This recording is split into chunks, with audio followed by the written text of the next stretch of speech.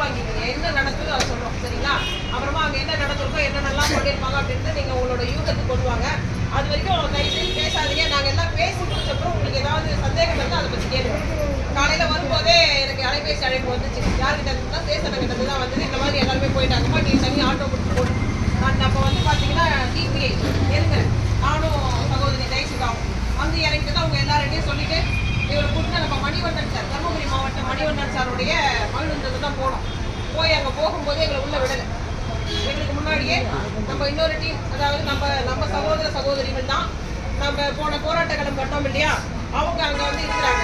இருந்ததுனால எங்களுக்கு வந்து அவங்க ஏற்கனவே போயிட்டாங்க உள்ள, நீங்க யார் அப்படின்ற மாதிரி எங்க கேள்விகள் எழுப்பப்பட்டுச்சு. நாங்க சொன்னோம். அப்படியே வந்து அங்கே இருந்த அரசியல் பிரசார பேச்சை நம்ம வரதராஜன் சார் காதில் வாங்கினார், அவர் உங்களுக்கு அதை கடத்துவாரு.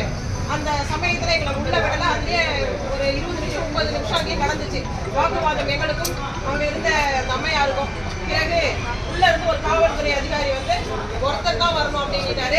அதுக்குள்ள ஆற்றல் அரசு சார் அவருடைய முன் அனுபவத்தை பயன்படுத்தி அங்கே ஏற்கனவே உள்ள போயிட்டார். எங்களுடைய தரப்புல ஒருத்தர் தான் வரணும்னு சொல்லவே நம்ம முரளி சாரை அனுப்பணும்.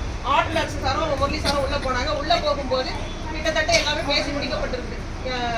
அந்த நிலையில இவங்க 2 பேரும் உள்ள போனாங்க. அது வந்து இவர் சொல்லுவார். சொல்லுங்க சார். நீங்க 2 பேரும் உள்ள போனீங்களா? சொல்லுங்க.